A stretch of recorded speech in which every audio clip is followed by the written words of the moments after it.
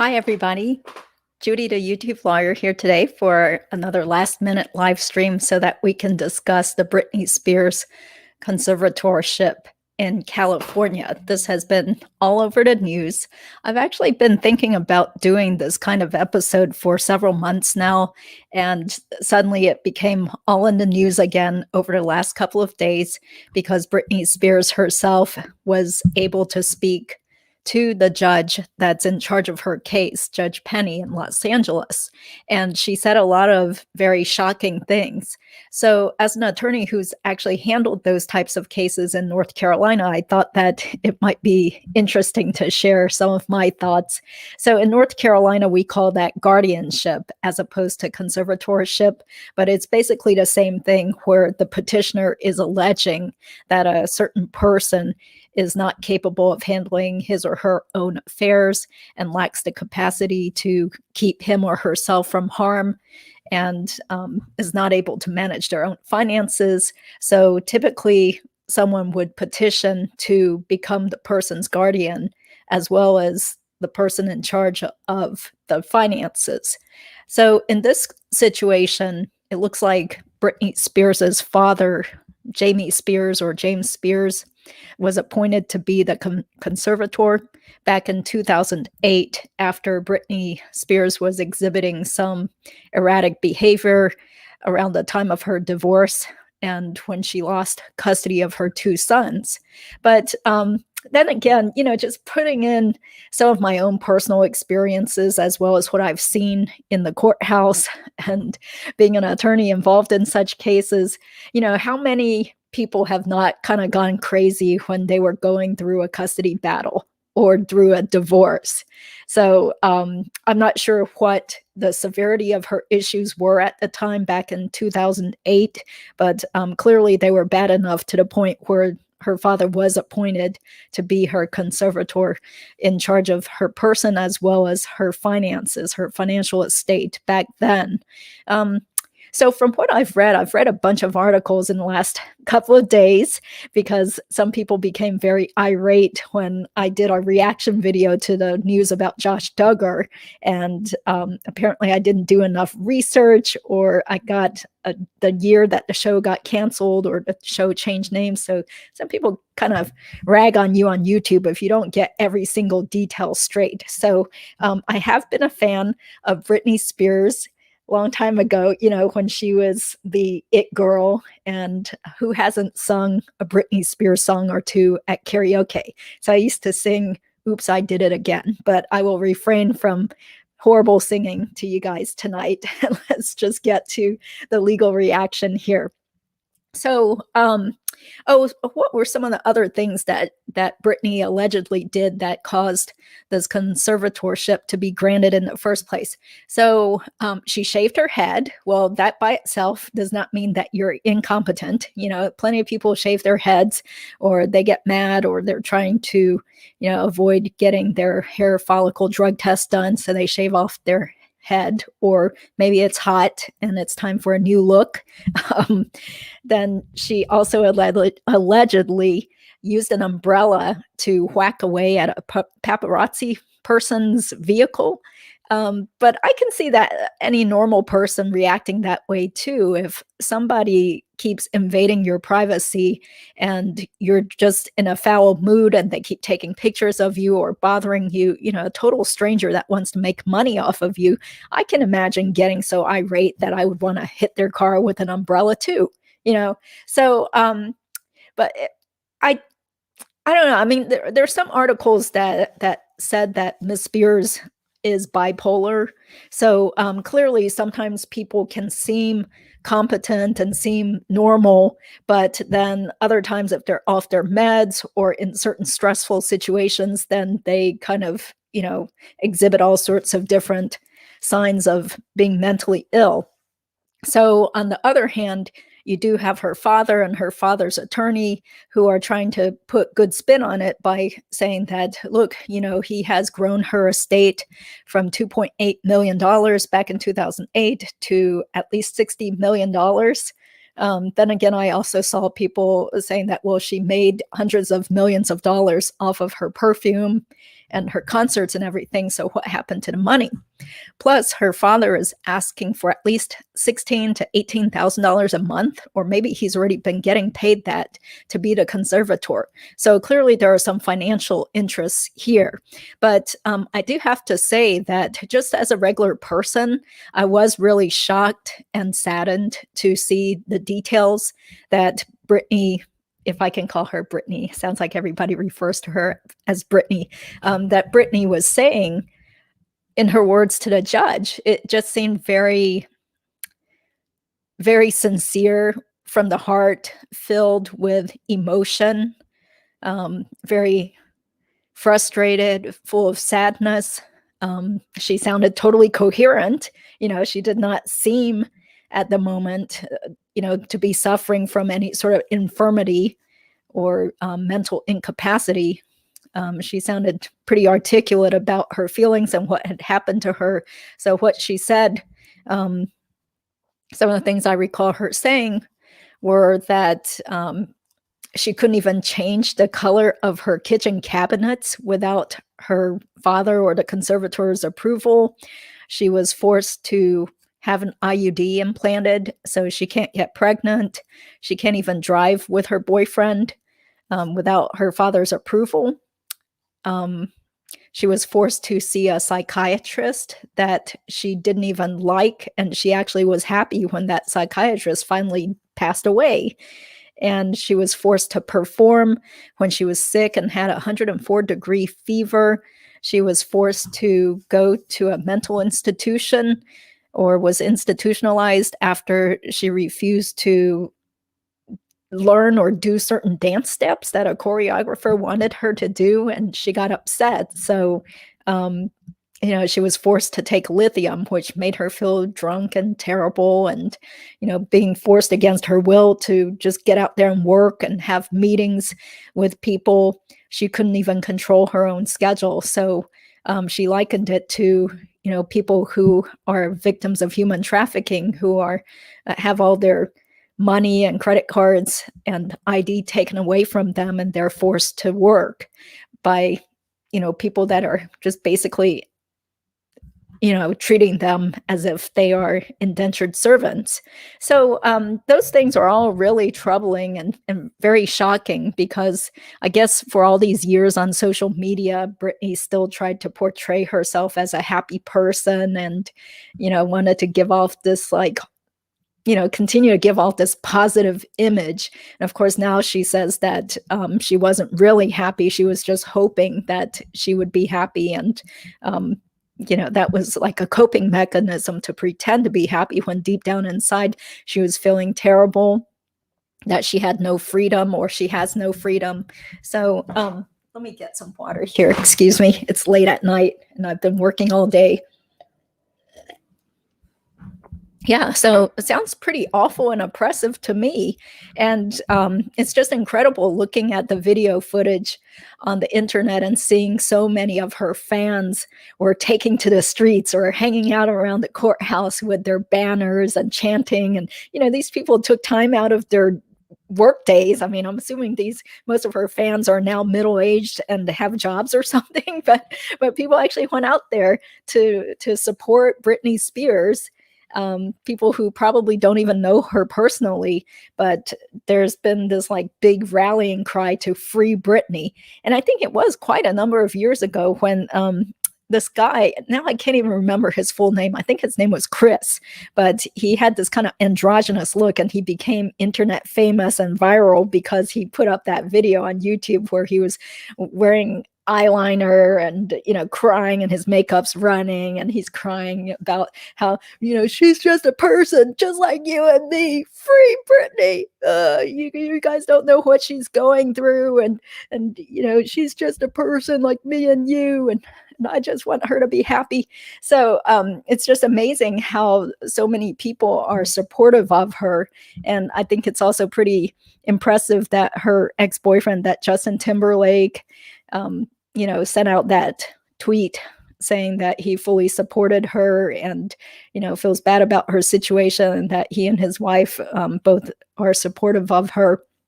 So that's really nice. So at first I was wondering, well, what is this? Because the articles I read said that it was just like her talking to the judge and then nothing got decided. But then after doing a little bit more reading, it looks like it was a status hearing. So it's just a status hearing where she had requested to personally address the judge. And then later on, it's up to her or her attorney, and what's his name again? Samuel Ingham III, I think. So it's up to her attorney to actually formally file a petition to remove her father from being the conservator, because he's been appointed to be the conservator for her at least through or until September of this year.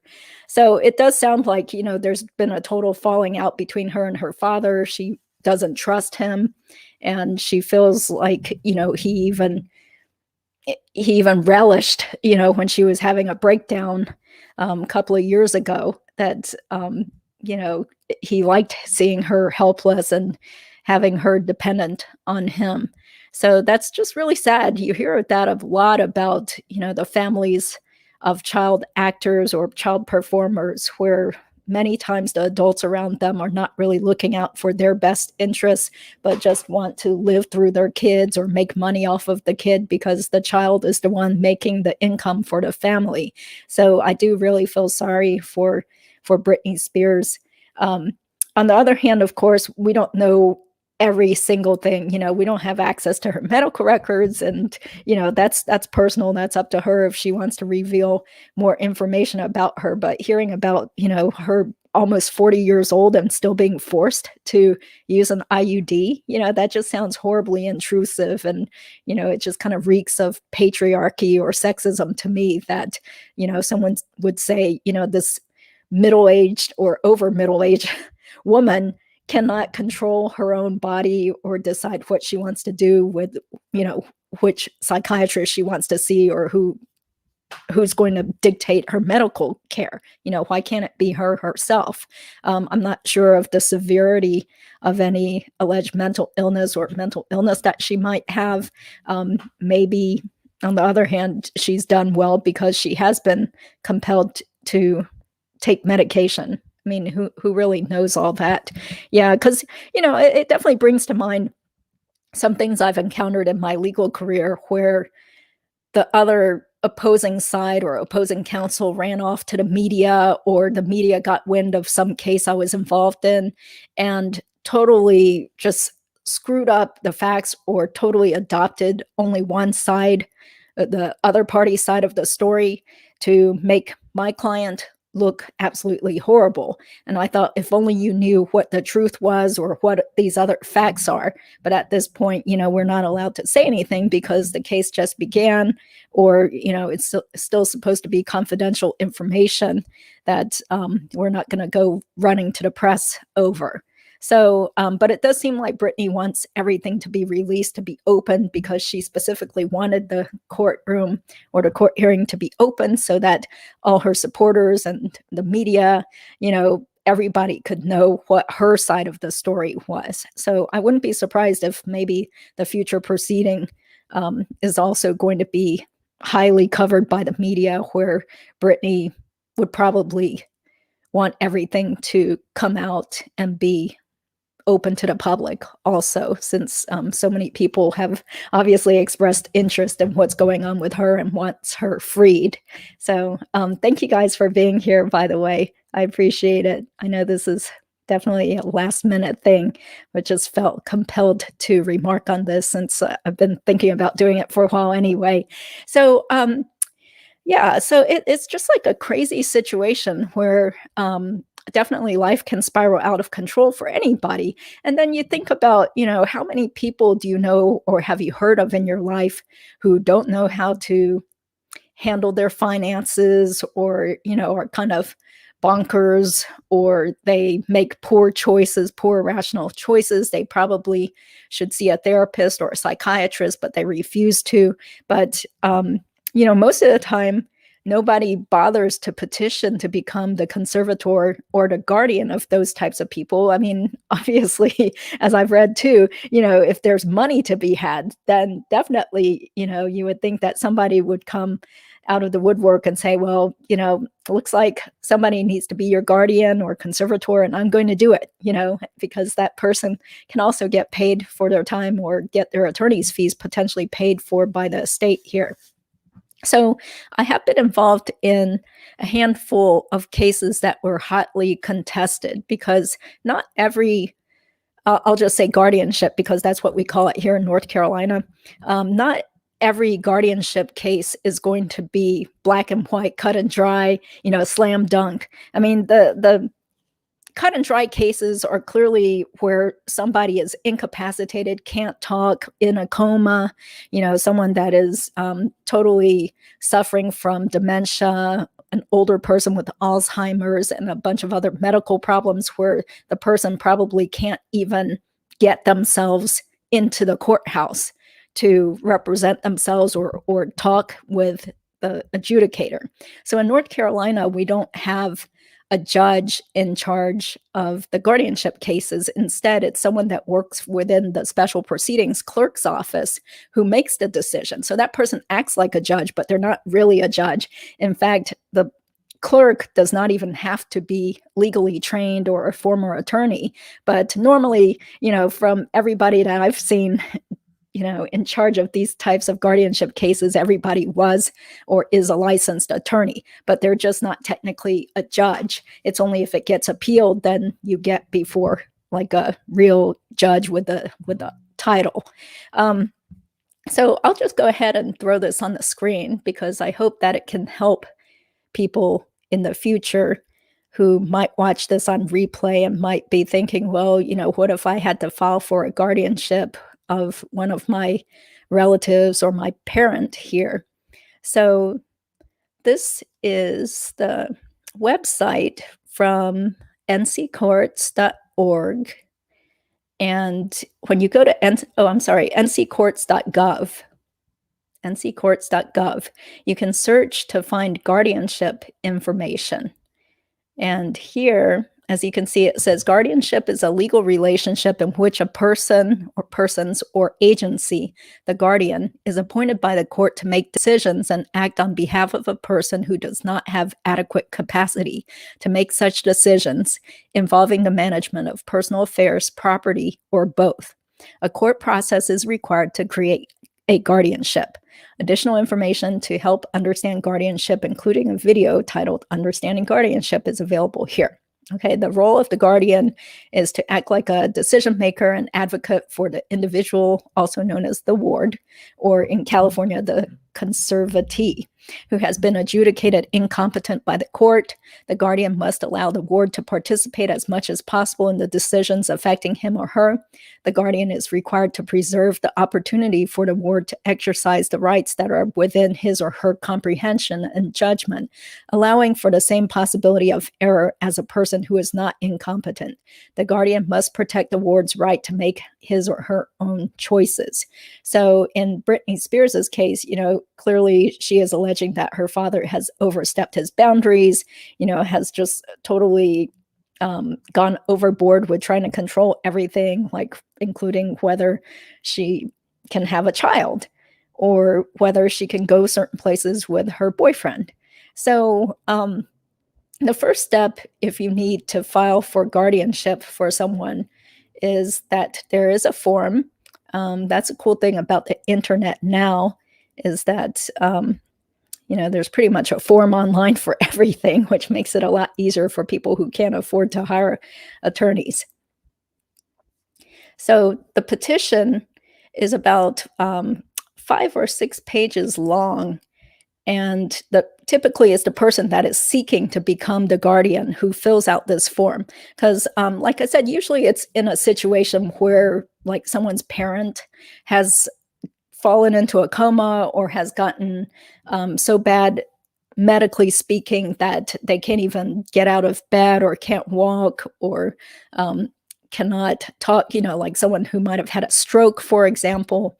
But it does get a little tougher to win cases or to prove a case where the person still has some capacity. And those are the cases that normally wind up having a contested hearing, and it can get sometimes ugly amongst family members who might not totally agree on who should become the guardian, or whether this person and their family really needs a guardian or not. So you can think of many situations, like, for example, like an adult child thinks that mom or dad is becoming senile, and starting to like waste their money or get involved with people they don't agree with, or giving money to a church or a charity. But then on the other hand, the parent feels like the kid is just trying to control them, and that they feel that, they're not going senile, they're fully in control of their senses.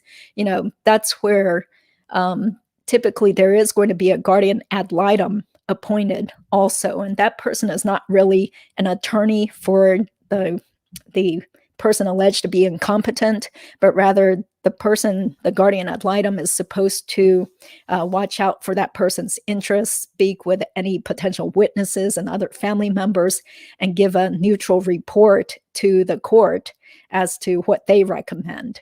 So at least where I am, pretty much all the guardian ad litems are licensed practicing attorneys who sign up to be on the guardian ad litem list.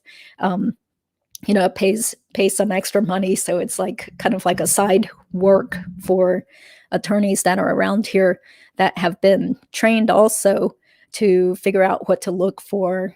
They're supposed to talk with medical professionals, or at least request all the medical records, and speak with the person if the person is able to speak with any household members, just to make sure that there's no abuse going on. Because sometimes you just don't know if it could be some family member or someone who is just trying to take advantage of somebody else by trying to become their guardian. So definitely all the family members do need to be notified of the proceeding also. So I'm going to go ahead and try to share this other screen. Oh, hey, Michael, thank you so much for joining in. I know it's kind of a weird time and last minute here too, so nice to know that some people are actually watching. Let me see here. This is the petition here. Yeah, so this is the form that someone would fill out first just to get the case started. And here in North Carolina, there's also a fee. It's $120. And you fill out this form. Some people have attorneys representing them. If you want an attorney, you have to pay for the attorney. They're not going to provide any sort of free attorney. So I also thought it was kind of interesting that in many articles, they were referring to Sam Ingham as the court-appointed attorney for Britney Spears. So that's really interesting. I guess that's a California thing, that the state would actually pay for that attorney's fees to represent her, because she obviously has enough money to pay for her own private attorney. But Sam Ingham, seems like a very experienced attorney. He has been involved with Casey Kasem's Guardianship case and other high-profile celebrity cases. So that's interesting that in California, they have court-appointed attorneys for the people. So here in North Carolina, sometimes people petition on their own. And it's not, as I say to many people who don't have the money to hire attorneys, it's not really rocket science anyway. I mean, clearly the form just tells you what to fill in: the name of the respondent, who is the person that you are claiming is incompetent, the telephone number, the address, the county, date of birth, race, sex, driver's license number, if the person has a driver's license, then the petitioner's name, address, the relationship. Yeah, so in this form, you have to tell the court where the person is located, and then you have to give a lot more details about why the person lacks sufficient capacity to manage his or her own affairs, or to make or communicate important decisions concerning his or her person, family, or property. So this is where a lot of times people might say, the person the person has been taken advantage of by multiple people on the internet who have asked her for money. She is not able to watch out for her own personal safety. She cannot handle her finances. She is forgetful. She, talks to the wall. There's whatever. I mean, there are just like so many different situations that I've seen or heard of where ultimately it's typically a family member that then petitions to have their relative deemed incompetent, so that the petitioner can take control over the person's medical care and or finances. So of course you do have to list the names and addresses of the quote next of kin or other persons known to have an interest in the proceeding. So that could be a lot of people, like if the person has a lot of children or other relatives nearby who have also taken care of that person, then you definitely have to provide all that information so that they can have proper notice of the hearing. Then you also have to put down how much you think the person actually has in terms of assets and liabilities and income. Then you check off the boxes regarding the person's capacity, like language and communication, nutrition, personal hygiene, healthcare, personal safety, residential, employment, independent living, civil, that has to do with knows how to contact an advocate if being exploited, understands consequences of committing a crime, registers to vote, just basic things of being in society. Does a person know how to behave or do transactions like a normal adult? So the next one also asks about financial capacity, whether the person can resist attempts at financial exploitation by others. That's usually a big sign that the person is incompetent if they're not able to resist financial exploitation. And so anyway, it says that it has to be sworn or affirmed. So you either have it notarized or you can just bring it to the clerk's office in Wake County. It's on the 12th floor of the courthouse to have them also sign it. So once this form gets filed with the special proceedings clerk's office and you pay the $120 fee, then a guardian ad litem gets appointed to the case. And like I said before, normally the guardian ad litem is an attorney with special training who also does this extra work, usually to supplement their own legal practice. And it typically takes at least a week or two before that guardian ad litem gets the appointment and has time to call up the family members, get medical records, and to just basically gather up as much information as possible to try to figure out, does this person really need to have a guardian or not? So, so that's just a basic rundown of the procedures there. But getting back to the Britney Spears thing, though, so we have no idea what exactly happened at the beginning, back in 2008, when the father was first appointed as the conservator for Britney. But it's got to have been pretty serious if he did get appointed in the first place. But of course, things can certainly change. I can't believe it's been like 13 years since that so-called mental breakdown happened. And Britney says that she's definitely doing a lot better. She is able to handle her own affairs. She should be able to take charge of her own medical care and decide, whether she wants to change the color of her cabinets. That's pretty bizarre. So it says here that she's 39 years old. She wrote, "I'm bringing this to people's attention because I don't want people to think my life is perfect, because it's definitely not at all. And if you have read anything about me in the news this week, you obviously really know it's not. I apologize for pretending like I've been okay the past 2 years. I did it because of my pride, and I was embarrassed to share what happened to me. But honestly, who doesn't want to capture their Instagram in a fun light?" Yeah. And so, again, that's kind of like endemic of Instagram and social media culture, which a lot of younger people are totally into and spend way too much time on these days. It just seems like everybody is trying to make themselves look like they have the most glamorous, best life ever, and that everything is going great for them. And it just really doesn't help most people's mental health. In fact, we've probably heard about studies that said most people's feelings of well-being and satisfaction actually go down or dive after spending too much time on social media and platforms like Instagram. So, yeah, I mean, just from what I've read, I mean, clearly it is one-sided because we only hear about her father's side of the story in little clips here and there. But by and large, there's this whole movement where the vast majority of people are saying that they feel that Britney should be freed and she needs to live her own life. I mean, I'm kind of siding that way, but again, I'm not one to rush to judgment. It's totally up to the judge to look at all the evidence.